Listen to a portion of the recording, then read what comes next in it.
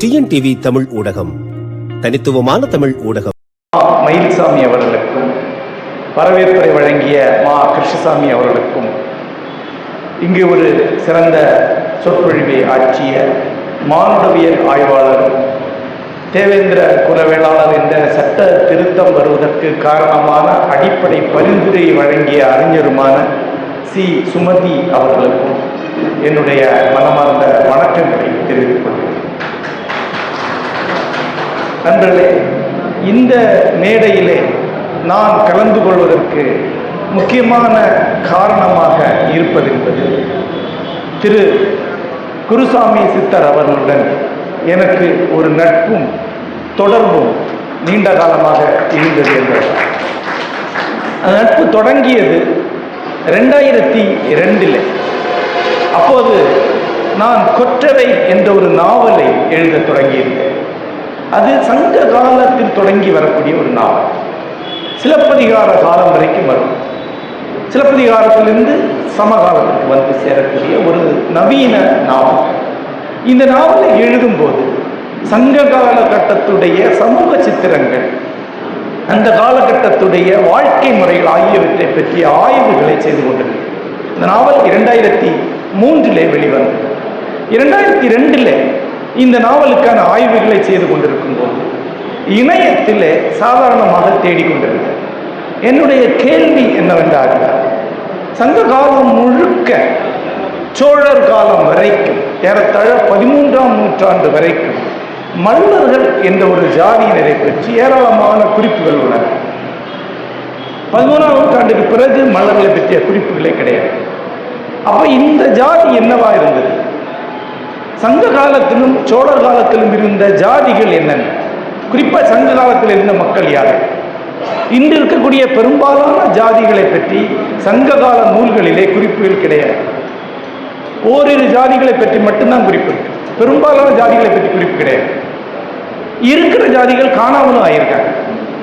அப்ப இது யார்? இதை தேடிக்கொண்டிருக்கும் போதுதான்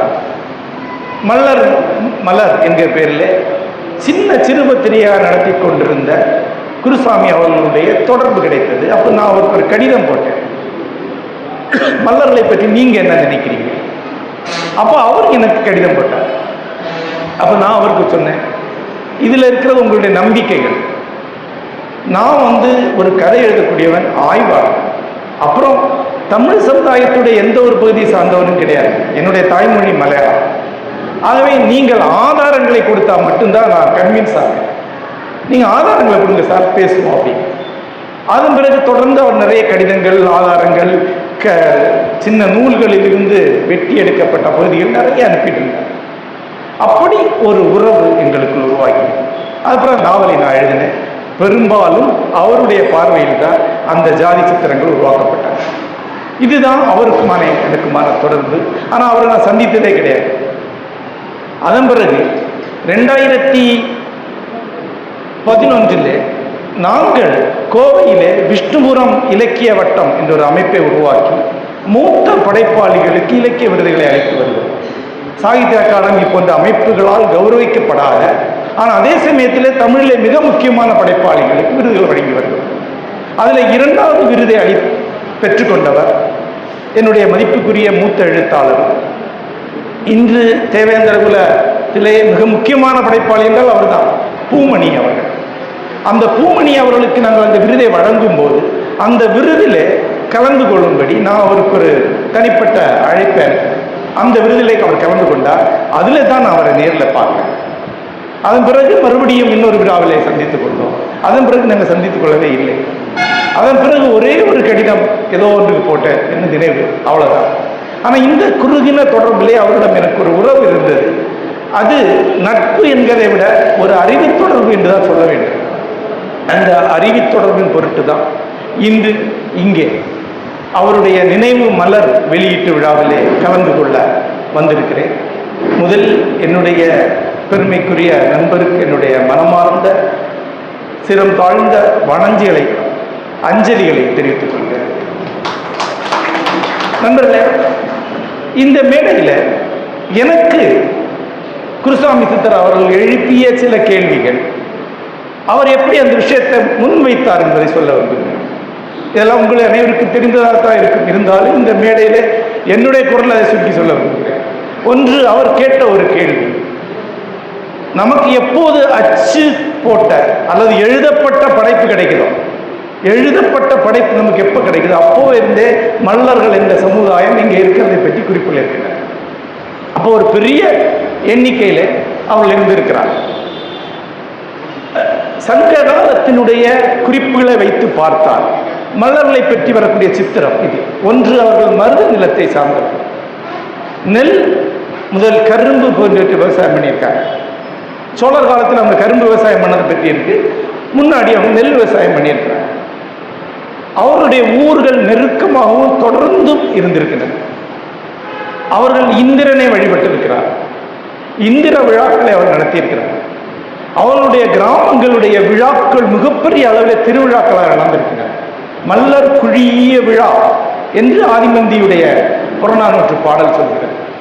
அவர் பெரிய எண்ணிக்கையில் இருந்திருக்கிறார். சோழர் காலகட்டம் தொடக்க காலகட்டத்தில் வரும்போது பல ஆலயங்களே அவங்களுக்கு மண்டகப்படிகள் இருந்திருக்கின்றன. பல ஆலயங்களிலே முதன்மை உரிமைகள், வழிபாட்டு உரிமைகள் இருந்திருக்கின்றன. அதுக்கான செப்பேடுகள் கிடைக்கின்றன. இந்த குறிப்பிட்ட ஜாதி திடீரென்று இல்லாமல் ஆகுமா? அது எங்க போயிட்டு? இவ்வளவு மக்கள் திடீரென்று வரலாற்றிலிருந்து சமுதாயத்திலிருந்து இல்லாமல் ஆகிவிட மாட்டாங்களா? இதான் முதல் கேள்வி. இதற்கு மானுடவியலாளர் பதில் சொல்லணும். ஒரு பெரிய சமுதாயம், ஒரு சமுதாயத்தில் கிட்டத்தட்ட 10% மேல இருக்கக்கூடிய மக்கள் தொகை இல்லாமல் ஆகிவிடாதல்ல. அப்ப அவங்க யார்? அதான் அவருடைய கேள்வி. மல்லர்கள் யார்? அதான் அவருடைய முதல் கட்டுரை. இது ஒரு லாஜிக்கலான கேள்வி. இந்த கேள்விக்கு இதுவரைக்கும் தமிழ் ஆய்வாளர்கள்ட்ட வேறொரு பதில் வந்தது கிடையாது. இவ்வளவு மக்கள் எங்க போனாங்க? இதற்கிணையான இன்னொரு கேள்வி இருக்கு. சங்க காலத்தில் இருந்து ஏறத்தாழ 1000 ஆண்டுகள் வரைக்கும் மல்லர்களுக்கு நிகரான ஜாதியினராக இருந்த இன்னொரு ஜாதி உமணர்கள். உப்பு உற்பத்தி செய்யக்கூடியவங்க, உப்பு விற்பனை செய்யக்கூடியவங்க உமணர்கள். சங்க காலத்தில் இந்த 2 ஜாதிக்கு இடையில் இருந்த சண்டைகளும் பல வகையில் சொல்லப்பட்டிருக்கு. மல்லர்களுடைய நெல் வயலில் இருந்து கூளம் பறந்து போய் உமணருடைய உப்பு வயலில் விடுவதனால அவங்களுக்கிடையே சண்டை வருதுன்னு ஒரு புறநானூறு பாடல் சொல்றது. உமணர்களுடைய வண்டிகளை பற்றின வர்ணனை, உப்பு மிக எடை கொண்டது. அப்ப எடை கொண்ட வண்டிகளை உமணருடைய வண்டிகள் இழுத்து சென்றன, மாடுகள் இழுத்து சென்றன என்று சங்ககால பாடல் சொல்கிறார். அந்த உமணர்கள் எங்கே? அவர்களும் காணாமலாகிவிட்டார். வரலாற்று அவங்க கிடையாது.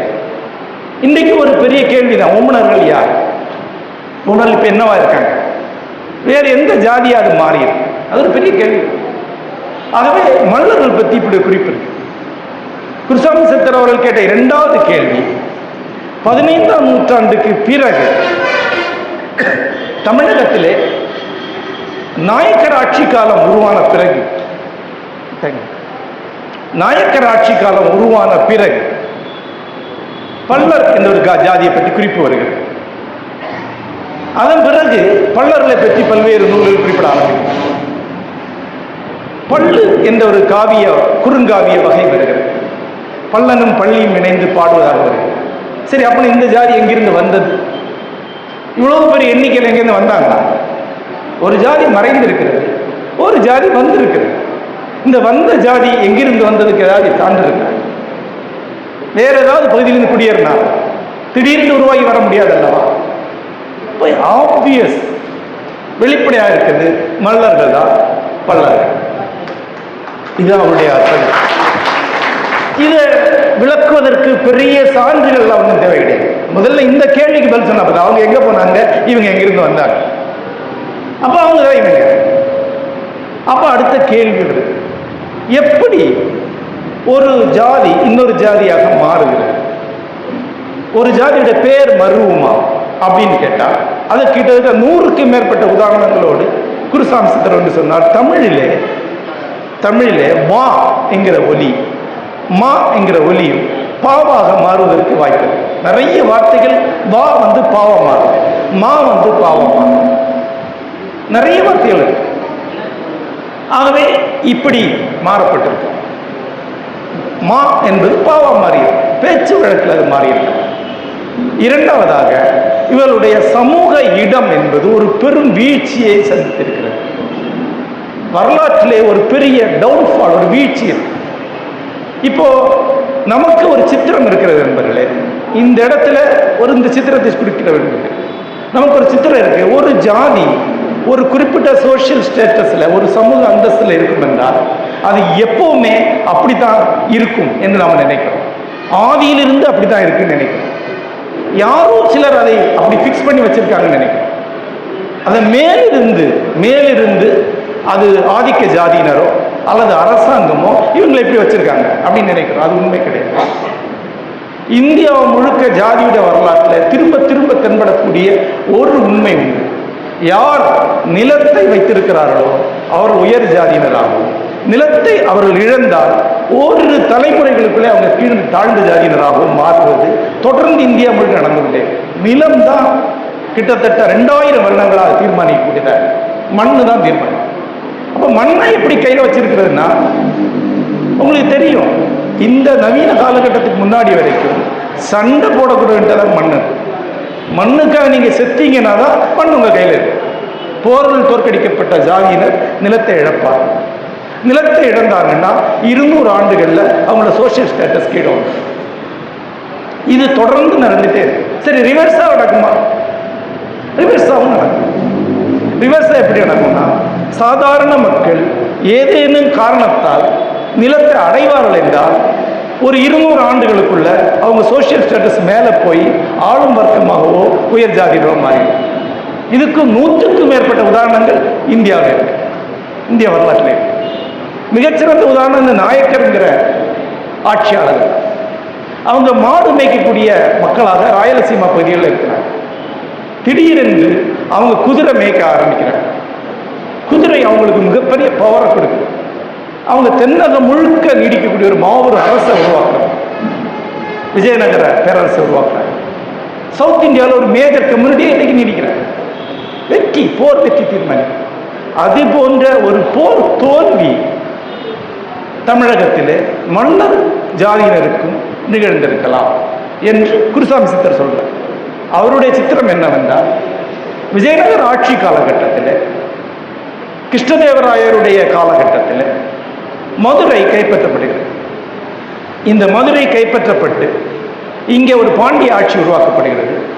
அந்த பாண்டியர்கள் துரோகம் பண்றாங்கிறதுனால விஸ்வநாத நாயக்கர் தலைமையில் இன்னொரு படை மதுரையை கைப்பற்றி மதுரையில் ஒரு நாயக்கர் ஆட்சி உருவாக்கும்.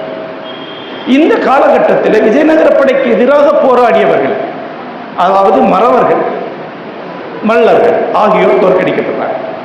மறவர்கள் சிதறுண்டு பனி குட்டி குட்டி குட்டி ஆட்சியாளர்களாக தென்காசி வரைக்கும் பரவுறாங்க. மல்லர்களும் அவ்வாறு தான் பரவுறாங்க. குருசாமி சித்தர் அவருடைய கணிப்புப்படி தென்காசியில் உண்மையில மல்லர்கள் கிடையாது. அவங்க தோற்கடிக்கப்பட்டு அந்த பக்கமாக போய் பின்வாங்கி தான் அங்கே போய் சேர்றாங்க. அவங்க தோற்கடிக்கப்பட்டு போய் சேர்ந்தவங்க. அப்போ மதுரையில் நாயக்கர் ஆட்சி உருவாகும். அதைத் தொடர்ந்து விஜயநகர சாம்ராஜ்யம் அங்கே வீழ்ச்சி அடையும். அங்கிருந்து இஸ்லாமியர்கள் விஜயநகர பேரரசை அழிக்கிறாங்க. உங்களுக்கு தெரிஞ்சிருக்கும், 1525 விஜயநகர பேரரசு தலைக்கோட்டை போரில் அழிக்கப்படுகிறது.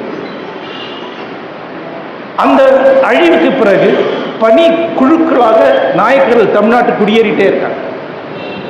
குருசாமி சித்தருடைய அடுத்த கேள்வி, இன்றைக்கு தமிழ்நாட்டிலே மிக அதிகமாக நிலங்கள் வைத்திருக்கக்கூடியவர்கள் நாயக்கர். ஏன்னா தமிழ்நாட்டுடைய 18 மேஜர் ஜமீன்களும் 72 முக்கியமான பாளையக்காரர்களில் பெரும்பாலும் எல்லாருமே தெலுங்கு மக்கள். அவங்கள்ட்ட அதிகமாக நிலம் இருக்கு. அந்த நிலம் யாருடையது? அவங்க வர்றதுக்கு முன்னாடி நிலம் யாருடையதா இருக்கு? அதான் கேள்வி. அப்போ இன்னைக்கு இத்தனை பேர் நிலம் இருக்குன்னா அந்த நிலம் சும்மா இருந்திருக்காது இல்லையா? யாருடைய நிலம்? அப்போ அவருடைய பதில் என்னவென்றால், அது பெரும்பாலும் மல்லர்களுடைய நிலம். போர் தோற்ற உடனே நிலங்கள் கைவிட்டு போகுது. அது உடனடியாக நடந்திருக்காது என்று அவர் சொல்றார். ஒரு 150 ஆண்டுகளில் படிப்படிப்படியாக நிலங்கள் கைவிடப்படும். நஞ்சை நிலங்கள் கைவிடப்பட்டு வேற கை மாறிட்டே இருக்கு. இவங்க பின்வாங்கி வறண்ட நிலங்களை சார்ந்த மக்களாக மாறாங்க. இந்த வீழ்ச்சிக்கு பிறகு ஏறத்தாழ இந்த வீழ்ச்சி நடக்கிறது 15ஆம் நூற்றாண்டுல அப்படிங்கிற. அதன் பிறகுதான் இந்த ஜாதிக்கு பல்லர் என்கிற பேர் வருது. அவங்களோட சோஷியல் ஸ்டேட்டஸ் கீழே வருது. 1770 ஒரு பெரிய பஞ்சம் வருது இந்தியா, தெரியும் நினைக்கிறேன், தக்கான பஞ்சம். 1870களில் இன்னொரு மாபெரும் பஞ்சம் வருது. இந்த 2 மாபெரும் பஞ்சங்களில் தமிழ்நாட்டுடைய மக்கள் தொகையில் 1/3 செத்து போயிருக்காங்க. தாது வருஷ பஞ்சம்னு கேள்விப்பட்டிருக்கீங்க. 1/3 செத்து போயிருக்காங்க. கோயம்புத்தூர் பகுதியில் ஒரு நாளைக்கு 20,000 பேர் செத்து போயிருக்காங்க பட்டினி.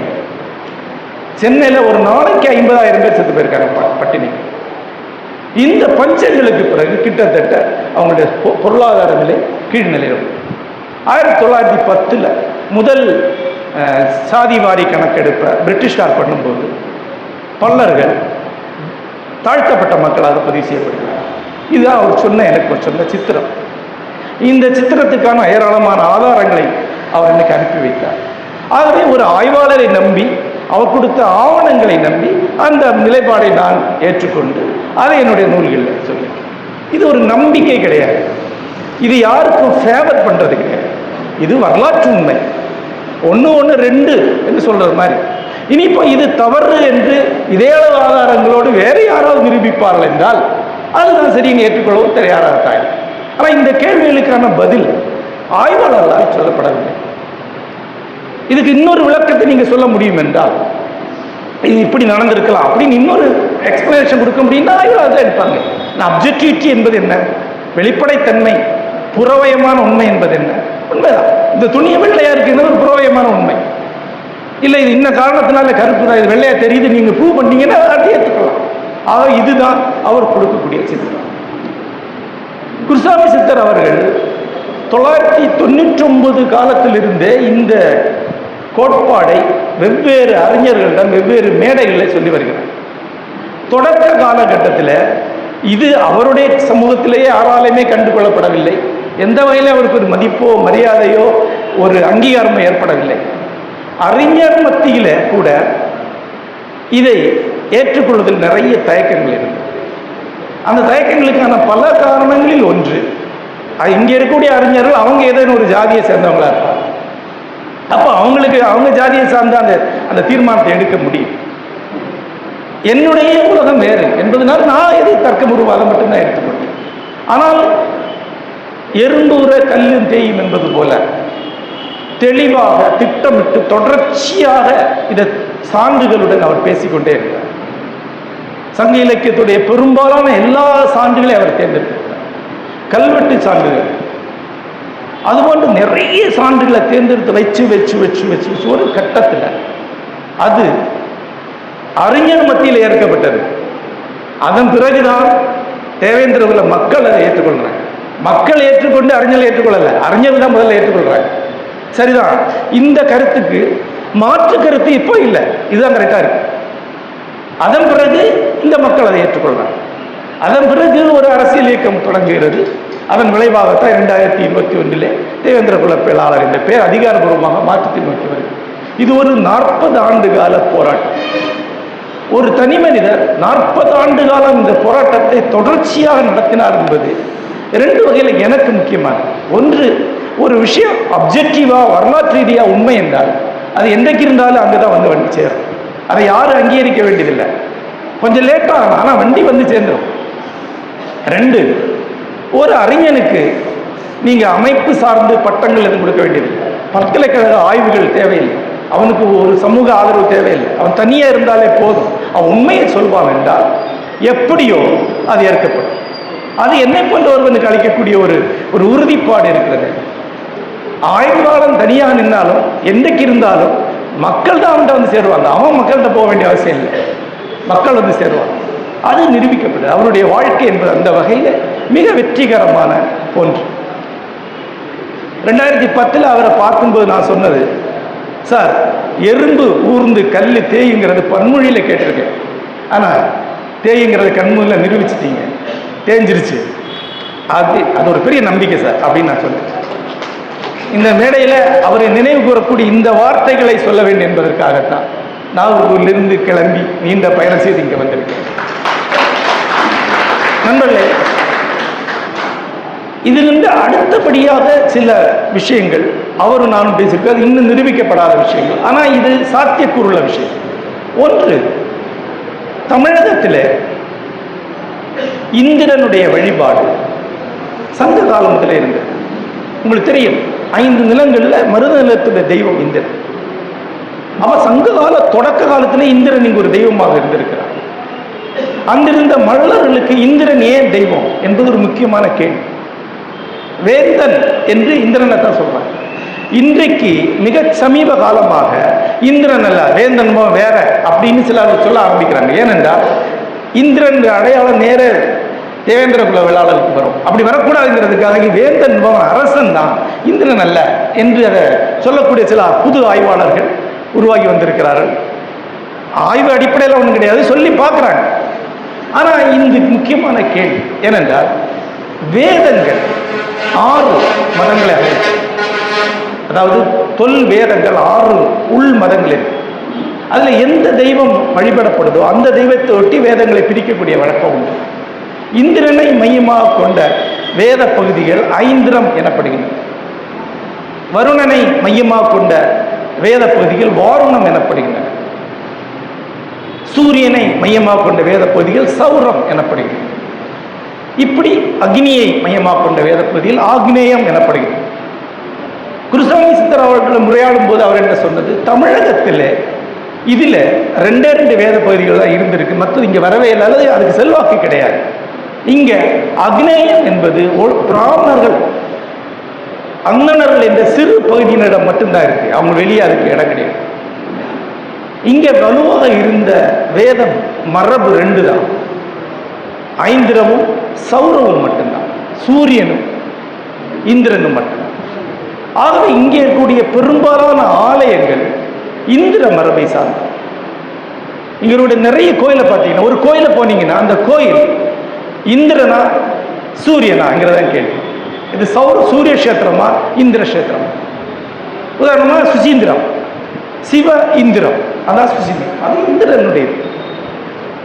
தமிழகத்தினுடைய கோயில்களில் 100 கோயில் எடுத்துக்கிட்டால் ஒரு 10 கோயில் சூரியனுக்குரியதாக இருக்கும், பாக்கி 90 இந்திரனுக்குரியதாக இருக்காங்க. அப்போ தமிழகத்தில் கிட்டத்தட்ட வேத மரபுங்கிறது இந்திர மரபு மட்டும். பழைய காலத்தில் ஐந்திர மரபை சார்ந்த ஒரு ஆலயத்தில் இந்திரனை போற்றும் வேதங்கள் மட்டும்தான் ஓதப்படும். குருசாமித்தருடைய தரப்பு என்னவென்றால், தமிழகத்துடைய பெரும்பாலும் எல்லா பேராலயங்களுமே மருத நிலத்தில் தான் இருக்கு. மிக பிந்தின காலகட்டத்தில் தான் மலையில் முருகனுக்கான கோயில்கள் உருவாகிடும். இன்னும் அது பின்னாத காலகட்டத்தில் தான் மலையில் பெருமாள் கோயில் உருவாகிடும்.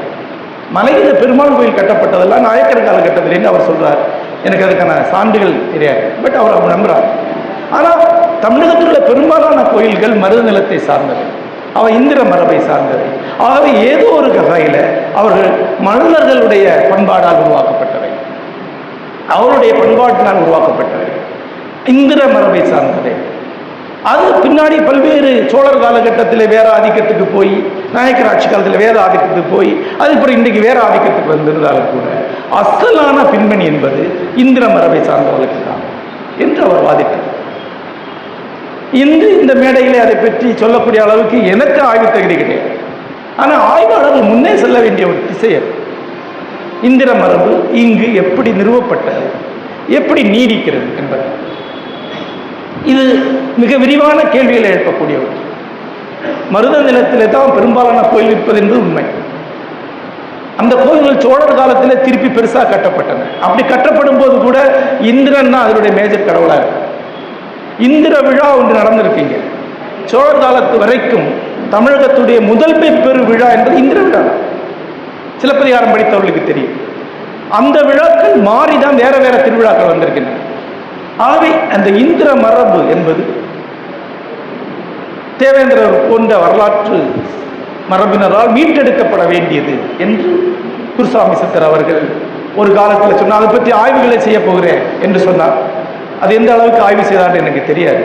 ஆனால் இதெல்லாமே சிந்திக்கப்பட வேண்டிய பெரிய பின்புலங்கள் அல்லது வென்றெடுக்கப்பட வேண்டிய களங்கள் என்று நான் நினைக்கிறேன். இந்த மேடையில் அவருடைய ஆய்வை, அவருடைய வாழ்க்கை பணியை, அவருடைய பெருங்கனவுகளை, அவர் எண்ணி இருந்த ஆய்வுகளை சொல்வதற்கான ஒரு வாய்ப்பு கிடைத்தமைக்கு மிகுந்த மன மகிழ்ச்சி அடைகிறேன், நிறைவடைகிறேன். நண்பர்களே, இந்த அரங்கிலே தேவேந்திரகுல வேளாளர் மக்கள் நிரம்பி இருக்கிற இந்த அவை திரும்ப நினைவூட்டக்கூடிய ஒன்று இருக்கிறது. சாதிய படிநிலைகள் என்பவை வெவ்வேறு காலகட்டங்களில் தொடர்ந்து மாறிக்கொண்டிருந்தவை. ஒரு சாதி இன்னொரு சாதியாக மாறுவது என்பது தமிழகத்திலே வெள்ளைக்கார காலம் வரும் வரைக்கும் நடந்து கொண்டிருந்தது. வெள்ளைக்கார காலத்தில் இன்னும் சொல்லப்போனால் ஒரு வரலாற்று செய்தியை சொல்வார். 1830களில் கோல்ட் என்கிற ஒரு பிரிட்டிஷ் அதிகாரி சென்னை கவர்னராக இருந்தபோது கோமுட்டி செட்டியார்களுக்கு ஒரு கலவரம் நடக்குது. செட்டியாருடைய கோயிலில் கோமுட்டி செட்டியார்கள் போய் சாமி கும்பிட ட்ரை பண்ணுறாங்க. இவங்க திருப்பி அடிக்கிறாங்க, அவங்க திருப்பி அடிக்கிறாங்க. அந்த கலவரத்தை கோல்ட் ஒடுக்குகிறார். அவர் அரசாணையை போடுகிறார். இனிமே எந்த ஜாதியும் தன்னுடைய ஸ்டேட்டஸை மாற்றிக்க கொள்ளக்கூடாது. இப்போ நீ எந்த ஜாதியாக இருக்கியோ அதுதான் உன் ஜாதி. உன் ஜாதியை நீ இன்னொரு ஜாதியை கிளைம் பண்ணக்கூடாது. அப்படி ஜாதிகளை ஃப்ரீஸ் பண்ணுறவர் உரையை வைத்தவர் வெள்ளைக்காரங்க. சென்சஸ் எடுக்கிறாங்க. இந்த ஜாதி இன்னும் என்னென்ன ஸ்டேட்டஸ்னா அதுக்கப்புறம் மாற. அதுக்கு முன்னால் வரைக்கும் ஒரு குறிப்பிட்ட ஜாதியை சேர்ந்தவர் வேற இடத்துல போய் நிலம் வாங்கி விவசாயம் பண்ணி வந்துன்னா அவர் வேளாளர். யாரும் வேளாண்மை செய்கிறோம் அவங்க வேளாளர். வேளாளருங்கிற கம்யூனிட்டியை அந்த டைட்டிலே சோழர் காலத்தில் உருவானாங்க. சோழர் காலத்திற்கு முன்பு வரைக்கும் வேளாளருங்கிற டைட்டில் கிடையாது. குருசாமி சித்தர் அவருடைய தரப்பின்படி வேளிர் என்கிற பேர், வேளிர் என்கிற பேர், வேளாளர் என்கிற பெயர் சோழர் காலத்தில் உருவாகி வந்தது. ஆர் ராமச்சந்திரன் அவர்கள் வேளாளர் யார் என்ற ஒரு பெரிய கட்டுரை எழுதியிருக்கிறார். சோழர் காலத்திலே நிலங்கள் மறுபங்கீடு போட போது யாரெல்லாம் சோழர்களிடமிருந்து நிலங்களை வாங்கி விவசாயம் செய்தார்களோ அவங்களாம் வேளாளர் டைட்டில் பண்ணாங்க. அப்போ சிலருக்கு வேளாளர் டைட்டில் கைவச்சு போச்சு, சிலருக்கு வேளாளர் டைட்டில் புதுசாக கிடைச்சது.